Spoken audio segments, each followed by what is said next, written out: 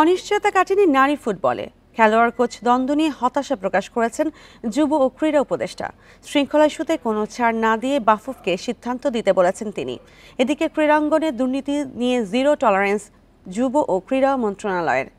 জাতীয় স্টেডিয়ামের সংস্কার নিয়ে বিলম্বে তদন্ত করতে চান তিনি। রাজনৈতিক পট পরিবর্তনের পর ক্রীড়াঙ্গনেও বদল এসেছে।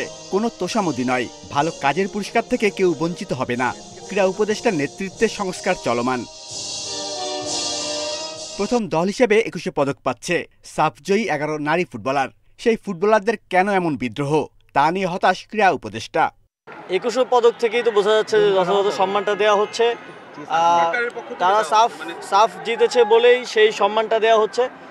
তবে ফেডারেশনের সাথে আমার যতটুকু কথা হয়েছে, দেখুন, স্পোর্টসের সাথে আরেকটা শব্দ অঙ্গাঙ্গিভাবে জড়িত, সেটা হচ্ছে ডিসিপ্লিন।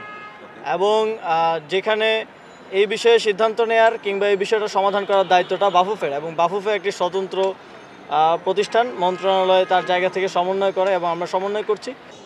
জাতীয় স্টেডিয়াম সংস্কারের ধীরগতি, ক্রীড়া উপদেষ্টা পাচ্ছেন অনিয়মের গন্ধ।